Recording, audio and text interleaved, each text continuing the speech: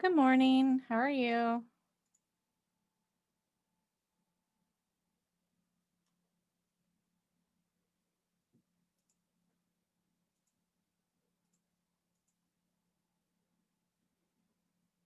I'm doing okay. Good morning, Austin. How are you doing? I'm good. I'm doing good. Good.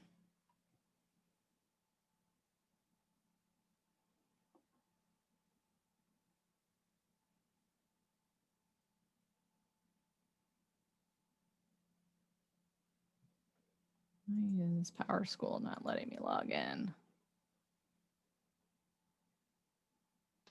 Mrs. Can I type a random question in the chat to you? Yes, you can.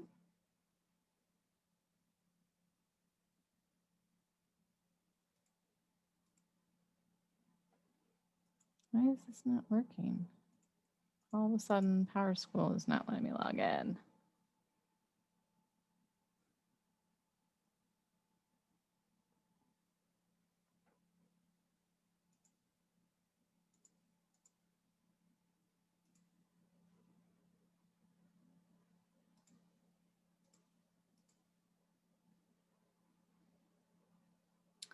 Austin, do you mean like what it's called technically?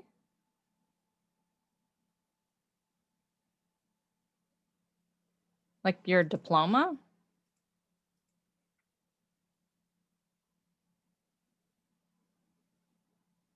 I don't think it has like a specific, yeah, your high school diploma. I don't think it has like a specific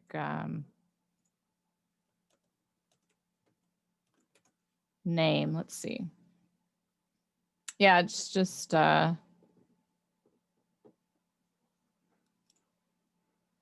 diploma. I'll write it in the chat. Diploma. Which is like the same piece of paper. Like my doctorate, it's still like a diploma. It just looks different. And then I have my master's degree over there. But yeah, so you have a high school diploma, and then you have your bachelor's, which can be like bachelor's of arts, a bachelor's of science, a bachelor's of fine arts. And then you have your master's degree, which can be a master's of arts, a master's of science, a master's of education. I'm sure I'm missing something. And then various degrees of doctorates. No, you have to do it's high school, bachelor's degree. So that's a 4-year college. Then your master's degree, and then your doctorate. I don't know if you guys can sort of see that there. That's my doctorate, like my diploma for my doctorate.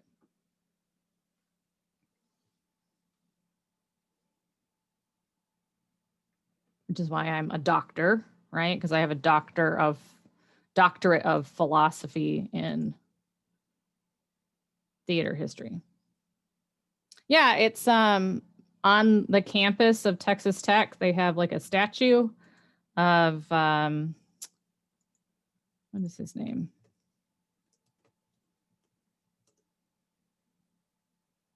Will Rogers and Soapsuds. And it's in like the center like courtyard when you get to campus. So I wanted to like have that on my diploma because I saw it basically every day while I was there. But then my master's degree is here. I can grab that for you too.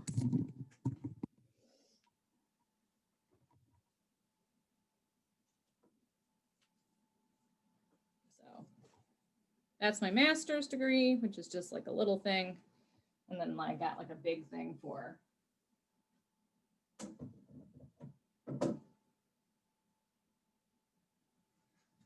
and I don't know where. I have no idea where my other diplomas are, to be honest. Probably with my mom. Yeah, I got a master's degree and then I got my doctorate at Texas Tech. So that's why I'm technically Dr. Sawatsky, because I have a PhD.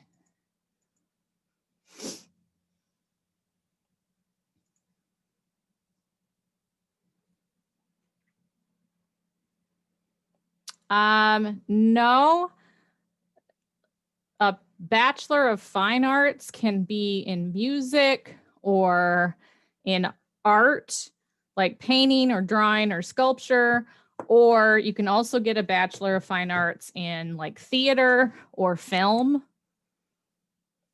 It just depends on the program.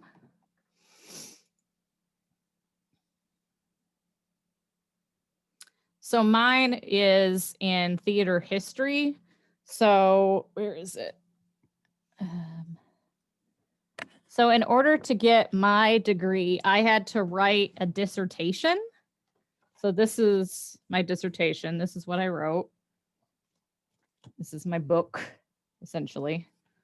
And then you write it, right? So here's like my first page.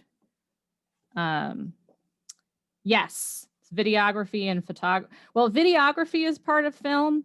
Photography is something else. You can get a BFA in photography. Actually, one of my friends just finished that. Yeah, I wrote all of that. I don't know exactly how many pages it is. And then what you have to do is you have to defend it, which means you give it to like 5 people and they essentially read it. Then they ask you a bunch of questions about it. And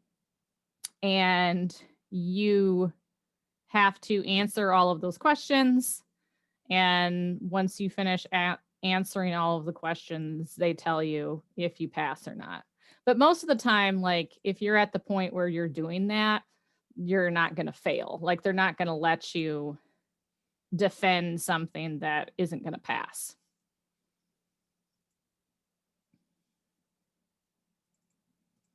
So it's very different. It's very different from like program to program on what exactly you have to do. So if you want to go into film, your like final project might be like actually doing like filmography on a shoot, or like a bunch of my friends in undergrad for their Bachelor of Fine Arts, they had to do like a thing, a showcase where they had to show like 5 or 6 pieces of their artwork and present that publicly, which was very cool. But yeah, so when you're looking up programs, you want to see like what they require for your career. You won't be out of school till you're 32. Well, I wanted to be done with school when I was like early 30s, but that didn't. Pediatric surgeon. Yeah, that's a lot of work, that's for sure. Yeah, I wanted to be out of school before my early 30s, but that did not happen. Took a lot longer than I thought it would, that's for sure. But I was writing my dissertation while I was working full time, so that didn't make it any easier.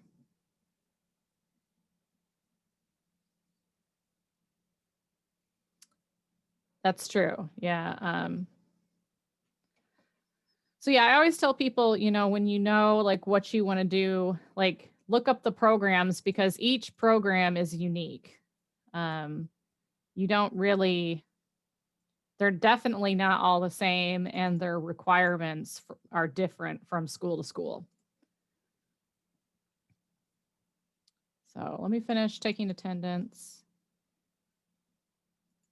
Well, yeah, Austin said some of them won't transfer certain stuff over. You've got to worry about that more when you are looking at your transferring credits from here, high school to college, or from a community college.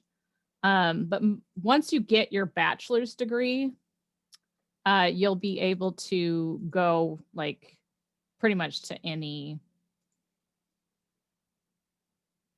Sorry, let me get this. Launch new live participation. You'll be able to get any, go into any master's program. All right, there's the Nearpod. So go ahead and log into that. You guys, you're good, Giselle. You weren't late. We've just been talking about colleges and getting admitted to college and stuff. So do any of you have a good idea of what you want to go into?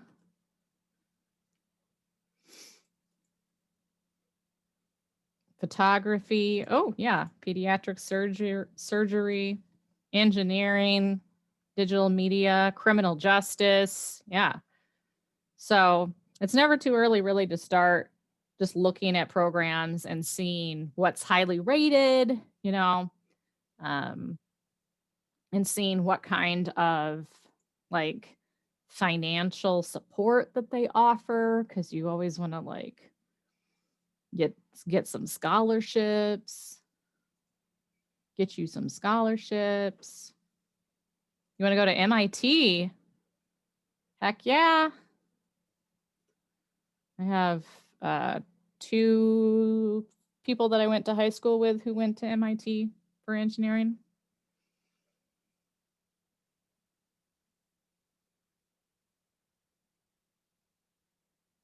Okay, so let's go ahead and get logged into Nearpod. It looks like a bunch of you are already logged in. We're going to talk, if you look at sort of our schedule for the rest of this semester, we're going to talk about sort of some broad subjects. So today I'm just going to give you like sort of an intro to styles of acting. Then Friday, we're going to talk about directing in a very broad sense. Next week, we're just going to talk about designers, scene design, lighting design, sound design, costume design.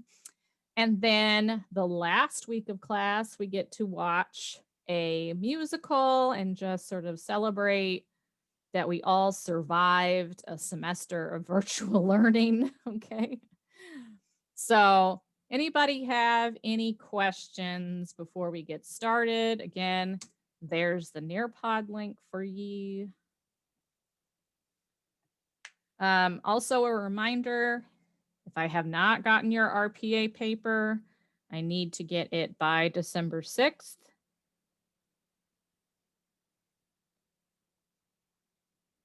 Right? All right, let's go ahead and begin. So we're going to talk about acting, what it is like from an actor's perspective, schools of acting and how they developed over time, what the actor does for their job, and then we have an exit ticket. Okay, so shouldn't be too bad. Like I said, just sort of a broad introduction. All right, so what is acting? Okay, so here's a quote from Dame Judi Dench. Let's see. Giselle, why don't you read, can you read this for us?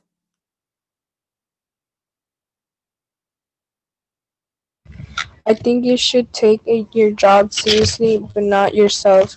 That is the best combination. Okay, good. So what do you think she means by that?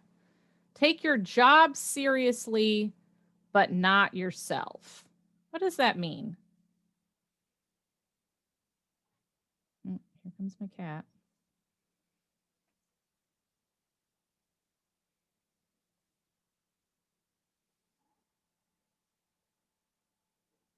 Yeah, you can answer in the chat or you can come off mute, either one.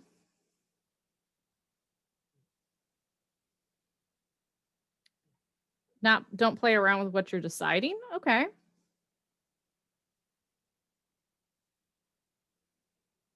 If somebody tells you not to take yourself so seriously, what are they saying? Yeah, the quote in Nearpod.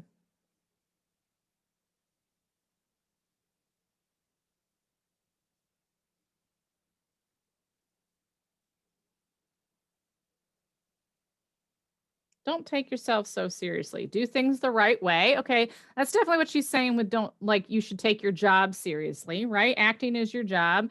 It's okay to make mistakes. Okay. Yeah. To have fun. Yeah. Give 100% effort with your job for sure. Right. Have you guys ever heard of a diva? What does it mean if someone's a diva? Henley, please don't do that. Sorry, she's rubbing her face on the. Okay, so mean, rude, right? A diva's stuck up, okay? Self-centered. Okay, so she's saying that actors should take their job seriously, but not act like a diva, right? Yeah, excellent. Okay, good. I think you guys get it. Okay, so what does an actor do? Let's see. Ethan, why don't you read this slide for us?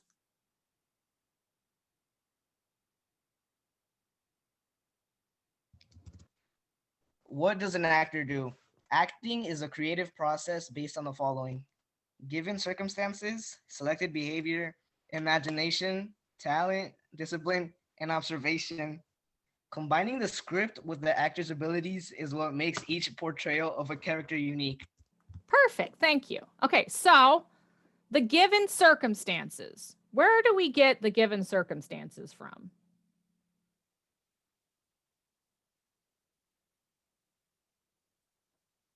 Or who gives them to us if we're an actor? When you get a task, okay. Where do we get the task from if we're an actor? The director might give us some of it. Yeah. Who else?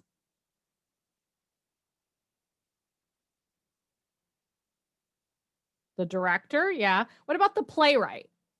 Right? The playwright tells us about our characters' lives, right? You agree? So the text gives us some information. The director does that too. We don't really want to, most plays don't have a narrator, right? So if there is a narrator, then yes, but so selected behavior. So what we mean by that is that at the beginning of the rehearsal process, the possibilities for how we're going to do this character are endless, right? And through the rehearsal process, we select our behavior from each scene. Okay? So we take the script and we take ourselves, the person that the actor is, all their imagination, all their talent, learning the lines, right? Making choices about, about the character with the director. And we put that on stage. And that's how you can watch, 5, 6, 7 versions of Richard III. And every person who plays Richard III, there's going to be some differences. What do you mean the prologue? You mean for given circumstances? Sometimes, yes. If there's a prologue, sure, maybe, right? We talked about it when we were talking about stasis, right? What the playwright tells us about the world of the play. So every person who plays Richard III is going to bring some subtle differences, even though we're all using the same script by Shakespeare to do the play. Is that clear?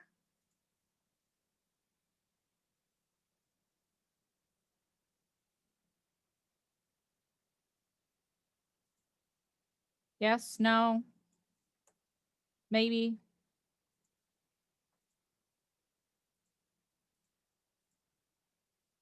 Okay.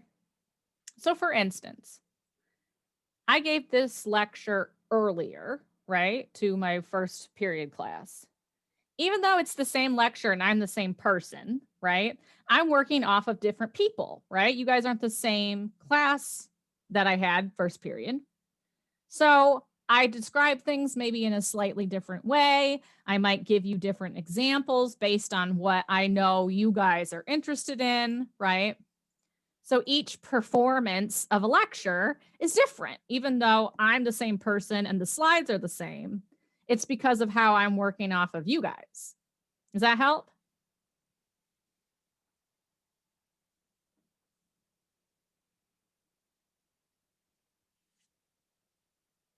Yeah? Yes, Austin. So every play has the 7 parts. Yes, exactly.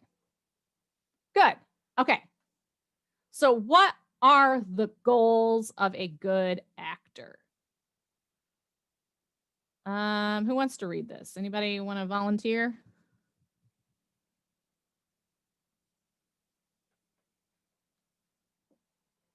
How about Kennedy? You want to read this for us?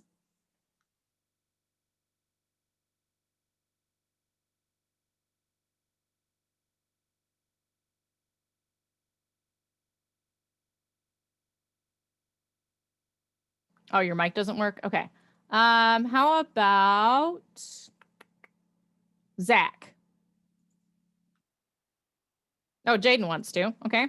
Jaden has volunteered. Let's go. What are the goals of a good actor? Truthfully tells the character's circumstances, determines the essential parts of the play, who, what, where, when, concentration on the truth of the character's behavior, what drives the character to do things they do, and technique and beliefs are the fundamental tools of an actor's craft. Perfect. Okay. So truthfully tell the character's circumstances. So we are trying to portray the character as the playwright wrote them, right? To the best of our understanding. Then we have to also figure out the essential parts of the play. Who, what, where, and when, which we've already talked about with directors and we've talked about with script analysis, right? Actors do this too. We have to figure out what is the character really want and why are they doing what they're doing, right? Because sometimes characters lie. So, but we have to know why they're really doing something. So even if they're lying in a scene, we have to know why they're lying. Okay. So what is their main goal? So we combine all of this technique, all of this ability to do script analysis and memorize lines with belief, which is imagination. And when you combine those things together, that's sort of the fundamental things that an actor has to work with, right? You have your mind and your body and your voice, and that's basically your tools. Okay? Questions about that?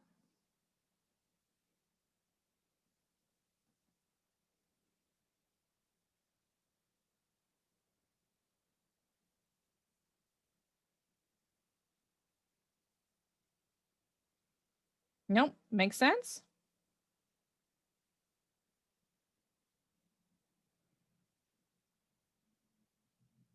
Okay, good. Wonderful. Excellent.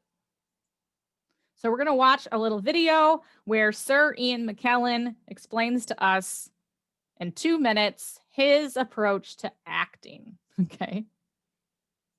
So go ahead and hit play. Let me know when you're done.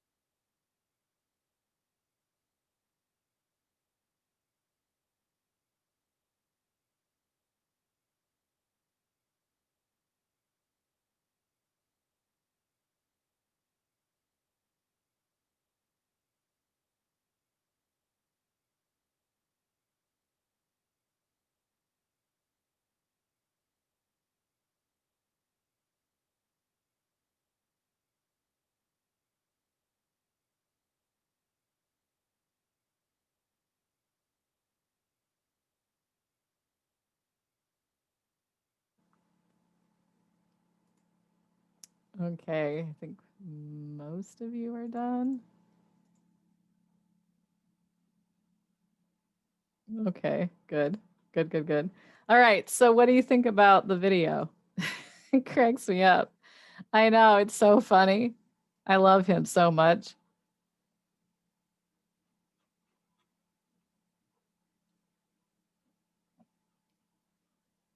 Those of you who just came in, if you need the Nearpod, here you go.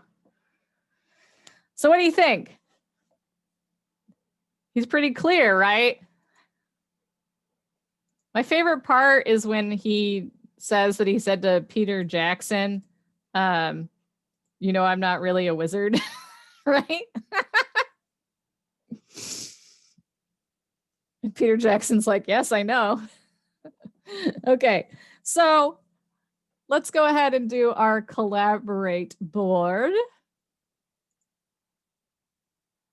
So has anything that we have discussed about acting surprised you so far? So go ahead and just put that into the Nearpod. Anything that has surprised you? I have a couple not reallys, which is fine. If it hasn't, it hasn't. That's okay.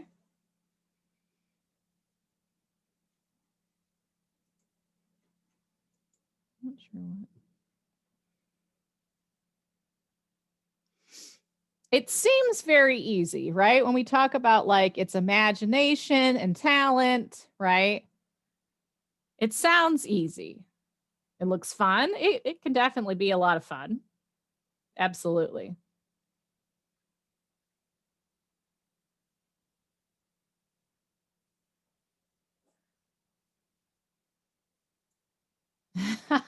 Jaden, I love the GIF. Excellent GIF there.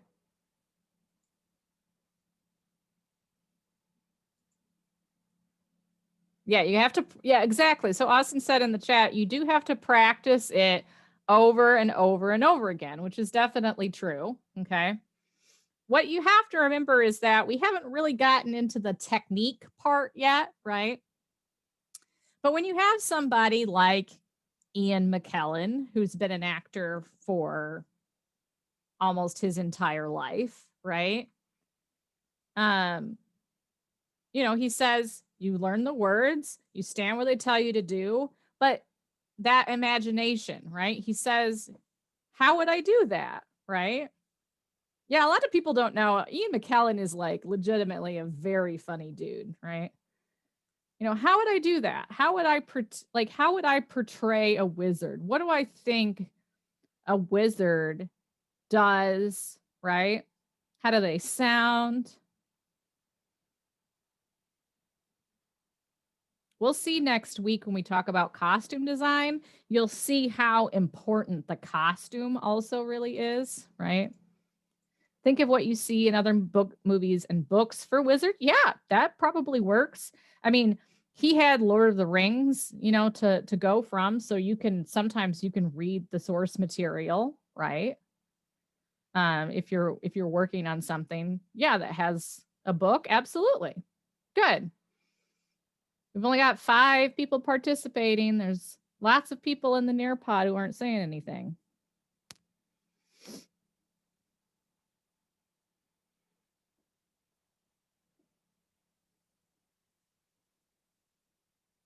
Yeah, memorizing lines is probably the hardest part. It's definitely a skill that you have to learn. And once you stop doing it for a while, it's hard to like get back into the groove. As someone who used to memorize lines all the time, it's not as easy now as it used to be, right? Good. Okay, so let's look at how acting has developed over time. So schools of acting throughout theater. Austin, you want to go ahead and read this for us? Just read early acting to start. What'd you say? Sorry. Read the early acting part. Okay, hold up.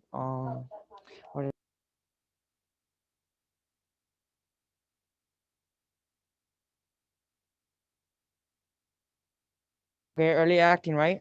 Yes, sir. Okay. Sorry, just It's I okay. was not okay. Early acting. Actors were trained as apprentices. Young boys were assigned to work with an older actor who would teach them how they approach acting. Yeah. Okay. So, what you would do if you wanted to become an actor, they would sort of figure out what kind of actor they thought you were going to be. So, if they thought you were going to be a comedic actor, they would partner you with someone who is already doing that, right? And you would learn directly from them. Well, because of this, there was no like vocabulary that everybody used, right? You learn from somebody who learned from somebody else, like Kevin and The Rock. Yeah. I mean, yeah. Um, you learn specifically from one person. Okay. So nobody had like, there wasn't like schools of acting, right? You would apprentice directly under one person, and then eventually you would get your own apprentice, and on and on and on. So it's not until David Garrick who actually tries to create one of the first like techniques that he would try to teach lots of actors to use. And he calls it the external technique. Okay. So the external technique is where you're trying to create a presentation of the character for the audience to see, right? So you start from the outside, you start from your body language, and you work in to your emotional life. No, you're good, Austin. So I want you to look at this next slide and tell me, what would you do to portray this man if he was your character to the audience? Okay. So here's your character. What would you do with your body to tell the audience about your character? Sorry, there's something on there's a bug.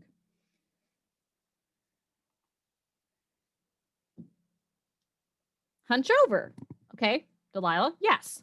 You would walk slower. Okay. Walk like your knees hurt. Okay. Yes. Okay. So if you're playing an older character, you would go and observe older people, right? And look at how do they walk? What's their body like, right? You like hunch over. Maybe the playwright tells you that your character's in a lot of pain. Good. How they talk. Okay. So that when you come on stage, Jaden, walk at 0.3 miles per hour. When you come on stage, the audience immediately knows that you are playing an old character, right? Who is in pain. Right? Okay. So usually what we would do now, if we were in like a real setting, is I would have everybody get up and give you like an example, right? So like this old man. Or what's the difference between when you are walking with a very heavy backpack versus your backpack is practically empty, right? Like how does that change your behavior? How does it change your behavior or how you walk if I say that you have a sprained ankle? Right? So that's sort of what David Garrick was talking about. You want to make sure that the audience can identify these key characteristics just based on your body language. Okay, make sense? Great, wonderful. Thank you. Perfection. Thank you, guys. Okay, now we have something different happen. Anybody want to volunteer to read this one?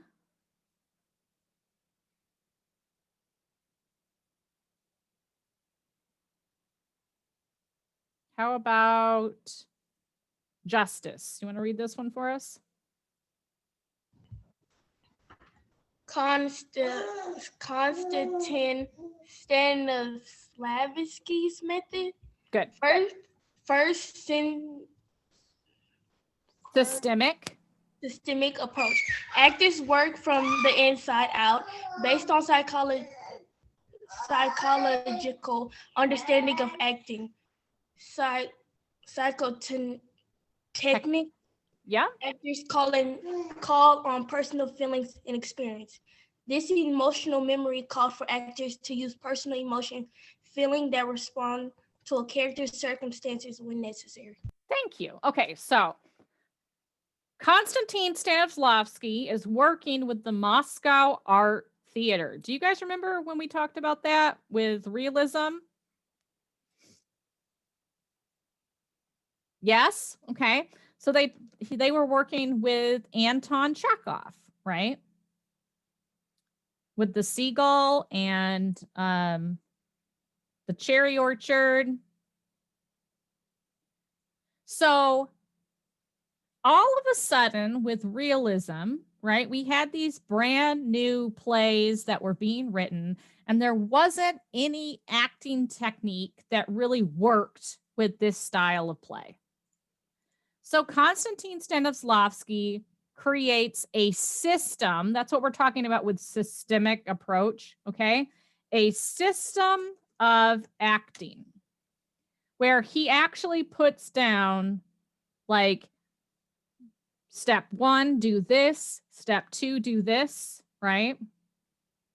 Kind of like how you have a system of operations in math, right? He's going to try to make something like that for theater. Austin, the 7 parts that we talked about from like the plays, that actually comes sort of at the same time, but that's by a director. But he uses that, right? So he uses psychology and says you have to understand what a character is thinking and what motivates them in order to portray your character. Okay. So you start from the emotional life of the character first. Now, one of the things that we have here is this idea of emotional memory. So the idea of emotional memory is if an actor is struggling to sort of relate to something that happens in a play, you could substitute that with something similar that had happened to you for real.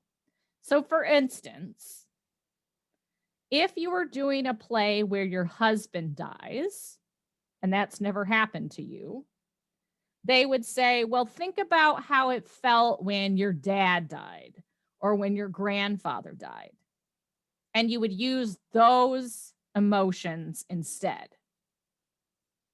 Does that make sense? So I want you to think about that. What do you think could be harmful about doing that? What could be bad about remembering something that really happened to you and using it for your character? Yeah, go ahead and put it in the Nearpod, Kennedy. That's definitely.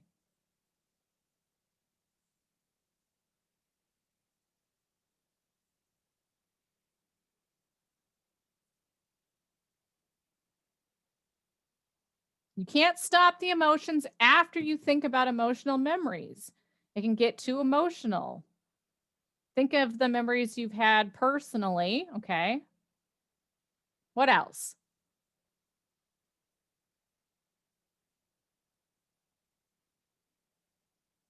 Forcing yourself, okay, to be emotional, okay.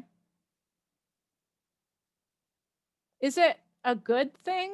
Reminds you of bad memories, okay? Is it a good thing to like dwell on these things all the time, do you think? Jaden. Throws you off your acting, okay. Could make you not want to do anything anymore. Delilah, that's very good. Maybe overthinking it, okay.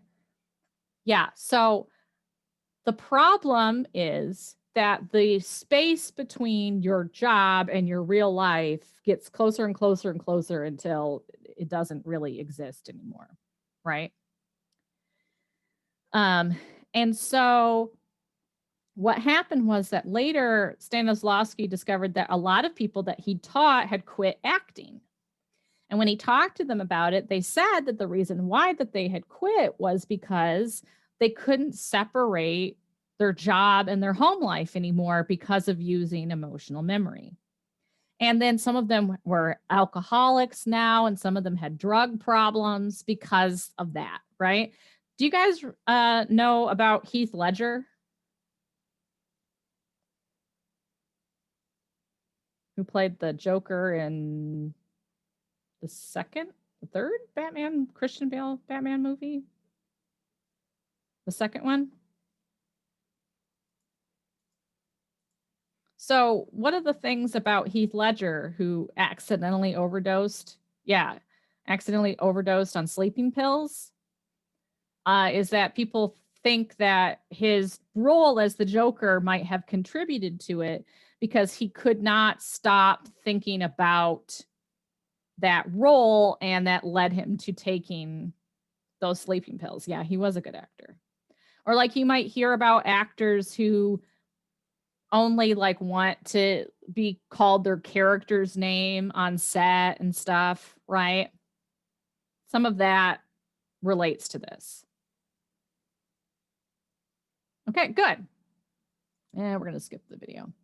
So basically what happens is Lee Strasberg and Sandy Meisner work together. Yeah, I skipped the video. I included it. It's kind of cool, but we only have like a limited amount of time since we lost time now. So it's just a couple minutes long. If you want to watch it, you can. It's in the Nearpod on Schoology, but it's about like Stanislavski's life. They create, based on Stanislavski's technique, they create two different acting techniques for America. And they're still very popular, used all over the country and all over the world today. So like even when I went through actor training, I learned the foundation technique by Meisner. So the Strasberg method is very similar to what we just talked about with Stanislavski. I know, Henley really wants to be on camera. Whereas Meisner's approach got rid of emotional memory, right? He said, let's not do that. Let's not use stuff that's really happened to us. And instead, he replaced it with something called a psychophysical action, which is where in rehearsal, when you're struggling to like find an emotion, you do something really physical, like riding a bike or running or doing like playing tug of war or jumping rope or something. And that physical activity helps free up like the tension in your body, and you're able to sort of find an emotional response that you couldn't previously. And sometimes it works and sometimes it doesn't.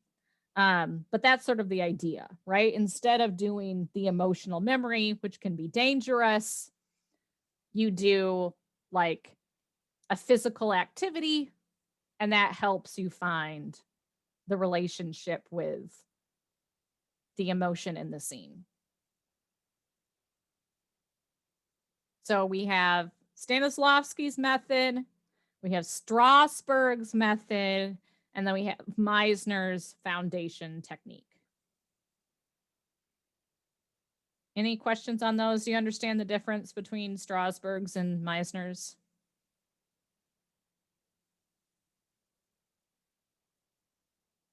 Yeah? Okay. Good. Excellent.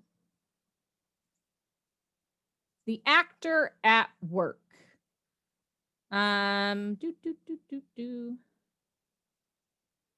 Miguel, why don't you read this slide for us?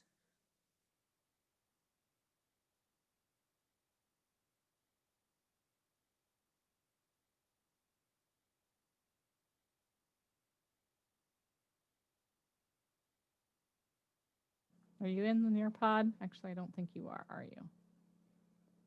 How about Victoria? You want to read this one?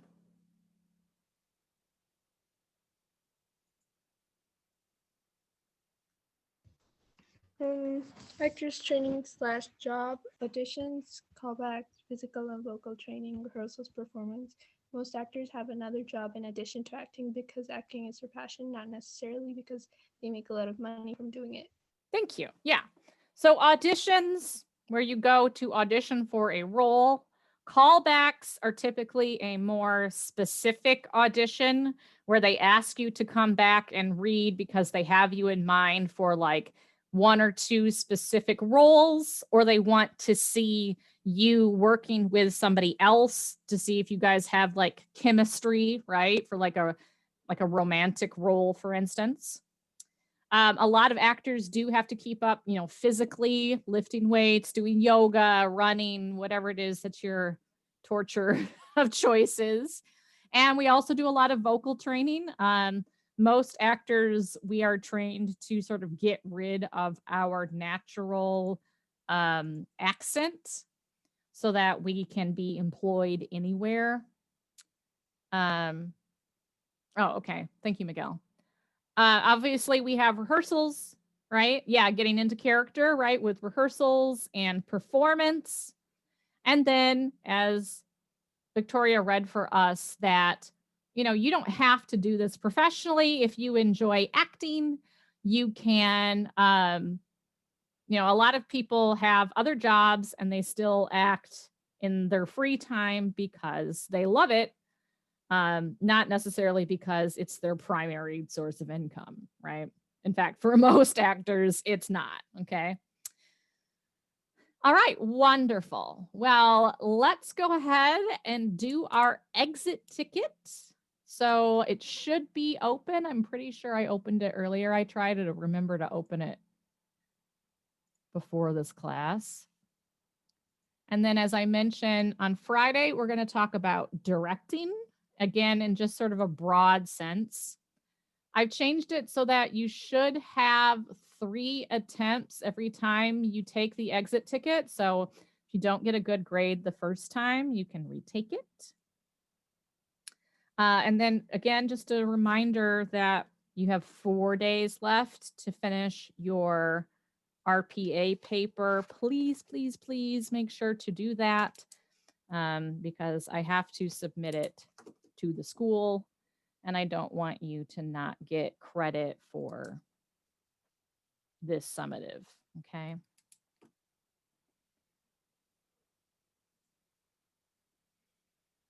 So I see that some of you are already working on it.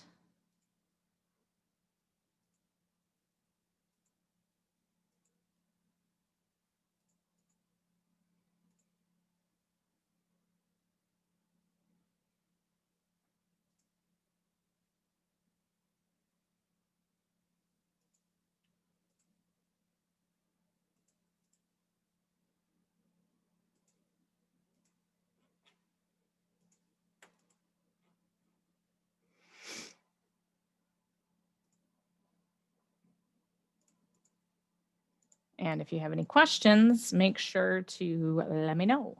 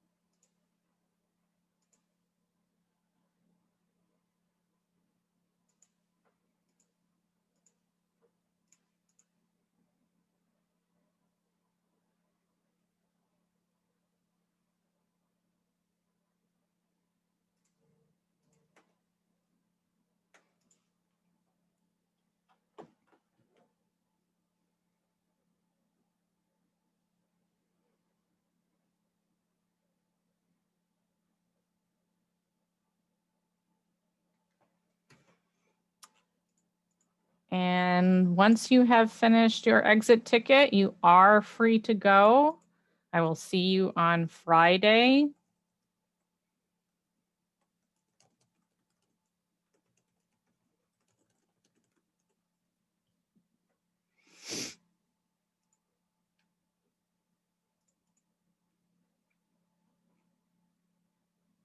What is wrong with this thing?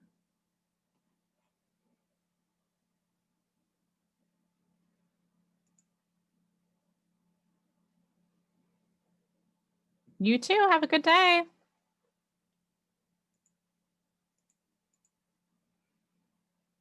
Yep. Go ahead, Austin. Sounds good to me. What does this thing want from me?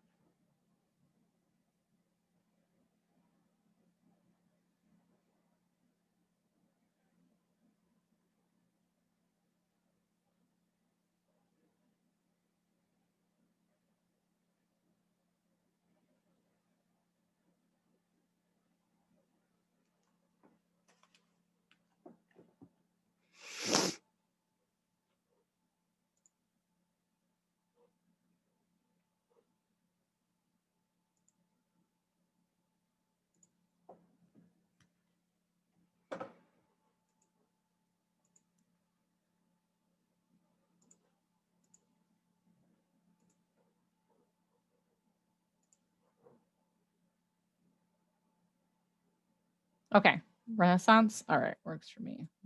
Did you do today's? Make sure you do today's first, Austin.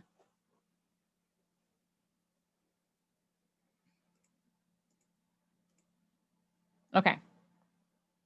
Perfection.